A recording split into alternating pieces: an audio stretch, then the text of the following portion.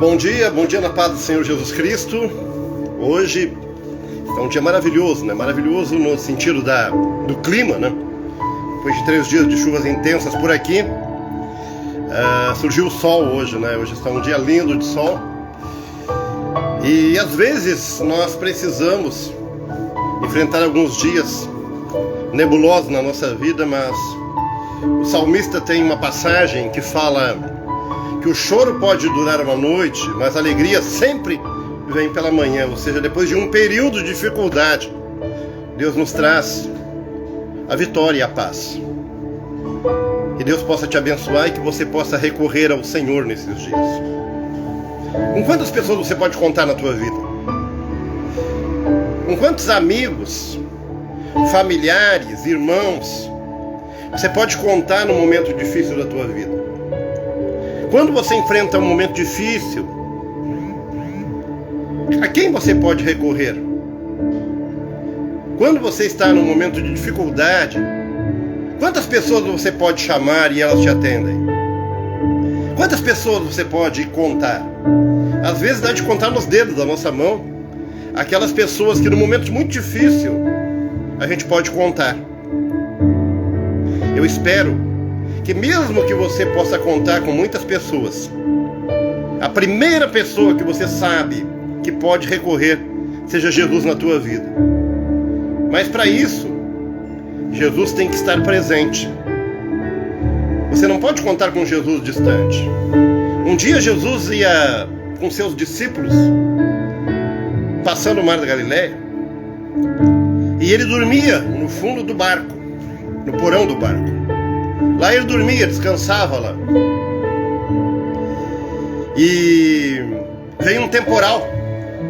E o temporal era tão forte que os discípulos, embora alguns fossem pescadores e tivessem experiência com o mar, muitos deles se apavoraram porque sentiram que o barco ia afundar. E eles resolvem chamar Jesus. E Jesus, quando se acorda, ele olha aquela tempestade e ele repreende a tempestade e o mar se acalma. Sabe por que aqueles discípulos naquela noite não pereceram? Por que o barco deles não afundou? Embora eles fossem profissionais da pesca, conheciam bem do mar, eles iam possivelmente morrer se Jesus não estivesse naquele barco naquela noite. Sabe por que eles puderam contar com a ajuda de Jesus? Porque Jesus estava no barco com eles. Se eles estivessem viajando naquele barco sozinhos e Jesus tivesse ficado lá na margem, se Jesus não estivesse naquele barco, eles teriam perecido. Sabe quando que Jesus pode me ajudar, a mim e a você? Quando você coloca Ele no centro da tua vida. Não importa se é no porão, se é em algum lugar do teu coração. De todas as pessoas que você pode contar e chamar, esta pessoa é Jesus Cristo. Nunca abra mão dele estar na tua vida. Um bom dia para Kenny, para Marisete, para Daiane, para todos que se conectam nessa manhã, a Kelly. E nós estamos começando essa meditação bíblica dessa manhã, falando com quantos a gente pode contar quando a gente precisa. Certa vez, vou contar uma pequena história, uma pequena experiência minha, enquanto todos vão se conectando, para depois nós meditarmos na palavra de Deus. Bom dia, Cristiane.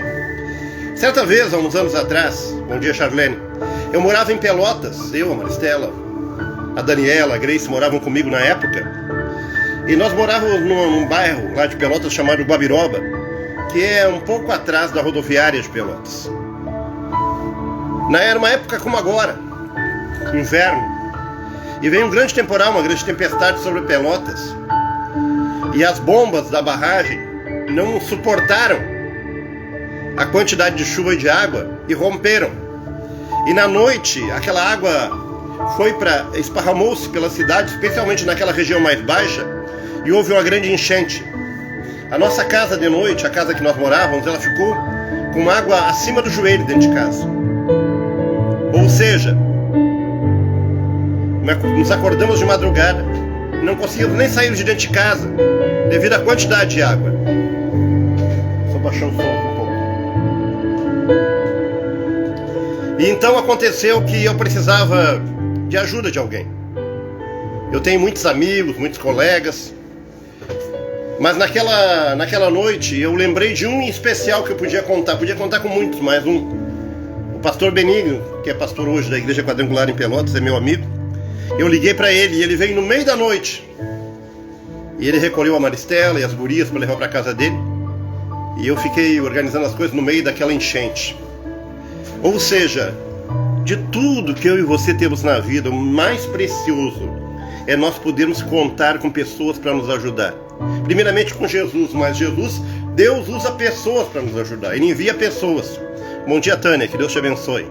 Então, nos momentos de dificuldade, Deus pode levantar não somente pessoas cristãs, e às vezes até pessoas que não são cristãs. Ele pode usar alguém para te alcançar e para te ajudar no meio da dificuldade. Bom dia, Dona Lina, que bom que você está conectada hoje. Então, se você está com dificuldade, no meio da dificuldade, ainda que você não esteja em dificuldade, saiba que Deus pode te alcançar e te ajudar através da vida de alguém. E há muitas vezes você pode ser canal de bênção para a vida de outra pessoa que precisa. Por isso os propósitos de Deus na nossa vida não é só os nossos sonhos, projetos pessoais. Qual é o propósito de Deus na minha vida? A gente imagina, poxa, eu tenho muitos sonhos, muitas realizações para Deus cumprir na minha vida. Mas às vezes o propósito do dia de hoje é você ajudar alguém. O propósito do dia de hoje é você orar por alguém, interceder por alguém. É você estender a mão para alguém, ou ser ajudado por alguém.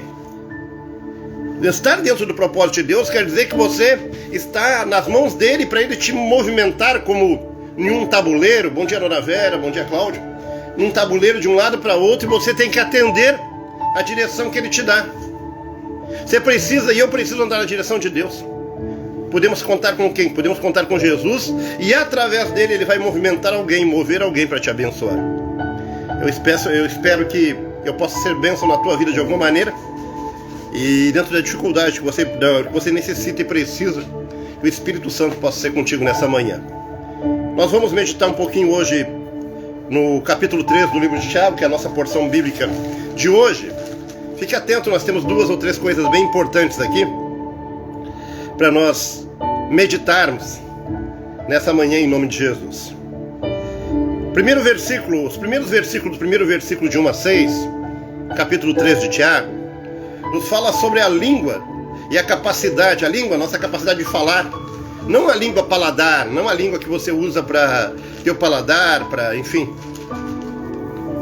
A língua que você usa para falar, a tua capacidade de comunicação, a tua boca, a tua língua e a capacidade que ela tem de nós usarmos elas como uma arma para ferir alguém ou para abençoar alguém. Então da nossa boca procede bênção e maldição. E quem administra o nosso falar é nós. A chave ou a capacidade da fala está comigo, no meu cérebro, no meu comando. E Deus, Ele espera que o nosso pronunciamento, todos os dias a gente faz um pronunciamento. Às vezes quando a gente é convidado para pregar, para ministrar, para falar em público, a gente se prepara todo, né? Quando você tem que dar uma palavra para um grupo de pessoas, aí você se prepara, você medita, poxa, o que eu vou falar, o cuidado que eu vou falar. Mas você sabia que todos os dias nós temos um pronunciamento? Talvez não seja para um grupo de pessoas, mas seja para 1, 2, 3 pessoas que estão à tua volta. E você então tem uma capacidade de se comunicar com uma pessoa agora, uma pessoa mais tarde. Então você faz vários pronunciamentos em torno do teu dia. Só que muitas vezes você não se prepara para essa comunicação. Então na hora a situação surge e você reage, e a nossa reação, nós reagimos de várias formas. Nós reagimos fisicamente, com a nossa fisionomia. Quando tem uma coisa que a gente não gosta, a gente franze a testa, faz cara de pouco caso, enfim, faz algum trejeito. Mas a nossa fisionomia, ela não é o mais grave na nossa comunicação. O que nós falamos é o que determina muitas coisas. Há poder nas nossas palavras. E é o que Tiago está escrevendo aqui e que nós vamos aprender. Versículo 1. Meus irmãos, não sejam muitos de vós mestres, sabendo que receberemos o juízo mais severo.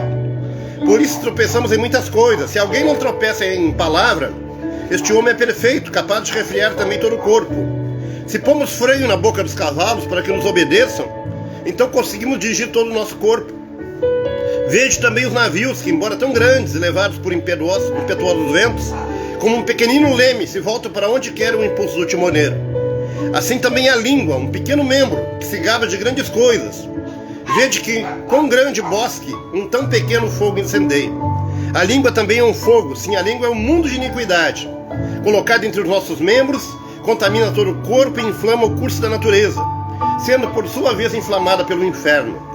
Pois toda espécie, tanto de feras como de aves, répteis como de animais do mar, se doma e tem sido domada pelo gênero humano. Mas a língua, nenhum homem a pode domar, porque é um mal irrefreável, está cheio de peçonha mortal.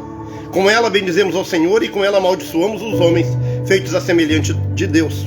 Da mesma boca procede bênção e maldição. Não convém, meus irmãos, que façam assim. Então aqui, bom dia, Daniela. Bom dia, Daiane. Obrigado, Daiane. Que Deus abençoe em nome de Jesus. Primeiramente, hoje é uma alegria no meu coração, porque há um ano atrás eu estava vivendo essa data, e um ano atrás eu estava com Covid, eu estava isolado, eu e a pastora, e foi uns dias bem difíceis, a gente esteve bem ruim nessa época. E agora, um ano depois, a gente comemorando o aniversário e comemorando um ano de vitória, que vencemos essa doença que foi, no meu caso, foi bem forte mesmo. Eu tive um dia no oxigênio, inclusive, mas graças a Deus o Senhor nos dá um tempo e possa hoje comemorar com cada um de vocês. Vamos voltar um pouquinho da nossa meditação. Então, o capítulo 3 de Tiago fala da língua, da nossa capacidade de falar. Qual de nós, eu e você, já não nos arrependemos de coisas que nós falamos? Às vezes, todos os dias, nós acabamos nos arrependemos. Às vezes as pessoas colocam a culpa no gênio. Ah, eu tenho um gênio muito forte. Um gênio muito forte, eu não consigo controlar. Mas muitas vezes sobe no meu coração, ferve as minhas veias. Amados, às vezes pode ferver a veia, pode acelerar o coração, mas cuidado no que você fala. Cuidado no que eu falo. Quantas vezes eu já me arrependi de ter usado palavras muito fortes, tanto com minha família, com meus filhos, com meus funcionários na época que eu era líder. A palavra nos fala hoje que da nossa mesma boca procede maldição e bênção. E sabe quem é que decide o que vai ser, que vai sair da tua boca, se vai ser bênção ou maldição? É você. Eu decido o que eu vou pronunciar, qual o peso que eu vou colocar na minha palavra. Porque as nossas palavras, elas têm um peso de acordo com o peso que a gente coloca nelas. Não é que a gente vai gritar mais alto, vai falar mais alto, que vai ter mais peso, mas é a vontade ou o desejo que a gente coloca naquela palavra. Se você amaldiçoar alguém com muito ódio, ou alguém amaldiçoar alguém com muito ódio, a palavra, o peso da palavra de maldição que você está pronunciando é algo muito forte no reino espiritual. Já não estou falando nem na questão emocional, porque emocional, você fala uma coisa bem ruim para alguém, você desqualifica alguém, você procura diminuir alguém, aquilo pesa no coração de quem recebe aquela palavra, sentimentalmente. Mas eu não estou falando nas feridas emocionais, eu estou falando do que acontece no reino espiritual quando você lança uma maldição sobre alguém. Poxa, talvez você diga, pastor, mas eu nunca seria capaz de lançar maldição sobre alguém. Mas quando você diz para alguém, olha, tu é um fracassado, tu não tem jeito, tu é um endemoniado, cuide muito bem, porque nós, evangélicos, cristãos, nós temos um hábito muito ruim do falar, que é de chamar pessoas de endemoniados. Essa palavra, muitas vezes, a gente já está profetizando sobre a vida da pessoa. Você olha para alguém, e muitas vezes você quer ferir aquela pessoa, ou quer desqualificar aquela pessoa, e aí você olha, fulano é um endemoniado. Ou seja, quando você fala que alguém é endemoniado, você está lançando sobre ela um peso de maldição.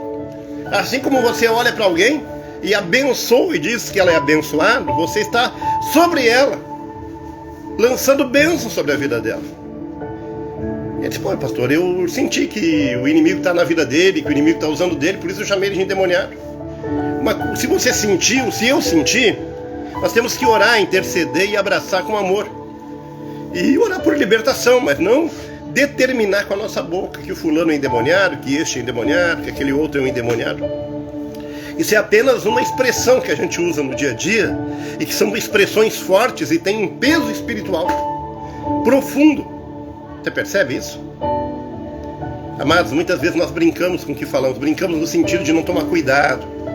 O que Tiago escreveu aqui é que tropeçamos em muitas coisas. Se alguém não tropeça na palavra, este homem é perfeito. Homem ou mulher, é claro. A gente tropeça em muitas coisas na nossa vida, a gente falha em muitas coisas na nossa vida. Mas de todas as falhas que a gente tem, uma das mais que a gente deve tomar mais cuidado é no nosso falar. Especialmente, não estou dizendo com as conversas do dia a dia, as conversas banais, o que você conversa, sem colocar, às vezes se usa uma expressão meio inconsequente. Eu estou falando quando você olha para alguém e você coloca peso na palavra. Sabe quando você vai orar para alguém por cura e você coloca peso de fé nessa oração, e aquela pessoa é alcançada e curada, é porque você orou com fé e colocou peso no poder da palavra na tua boca, em nome de Jesus. Outra coisa, que na nossa boca ela tem força e fortaleza e poder e autoridade, é quando pronunciamos em o nome do Senhor Jesus. Então, sábio é quem domina o seu falar, é quem cuida do seu falar, é quem doma a sua língua no sentido de a cada dia, a cada momento, procure se desfazer das palavras de baixo calão, dos palavrões. Procure sair das palavras que ferem pessoas. Algumas vezes é melhor ficar calado do que nós expressarmos coisas ruins. Da mesma boca não pode proceder bênção e maldição. Muito obrigado, Dona Vera, Tânia, que Deus abençoe a todos vocês. É uma satisfação nesse tempo poder dividir alguns minutos do estudo da palavra de vocês com as irmãs, com os irmãos. E depois, amados, está falando um pouquinho da sabedoria terrena e a sabedoria do alto. Eu vou ler do versículo 13 até o 18 para nós encerrarmos. Assim: quem dentre vós é sábio e entendido, mostre pelo seu bom procedimento as suas obras com mansidão e sabedoria. Mas se tende amargo ciúme e sentimento faccioso em vosso coração, não vos glorieis, não mintais contra a verdade. Essa não é a sabedoria que vem do alto, mas a terrena, animal e diabólica. Porque aonde há ciúme e sentimento faccioso, aí há toda confusão e toda obra má. Mas a sabedoria que vem do alto é primeiramente pura, depois pacífica, moderada, tratada, cheia de misericórdia e de bons frutos, sem parcialidade, sem hipocrisia. O fruto da justiça semeia-se em paz para aqueles que promovem a paz. Aqui Tiago está falando de dois tipos de sabedoria. Primeiramente a sabedoria mundana, terrena. Essa sabedoria a gente adquire na escola, nos livros, na nossa experiência de vida. Adquirimos em contato com pessoas sábias. Adquirimos por tantas coisas, pelo nosso conhecimento, pela nossa religião.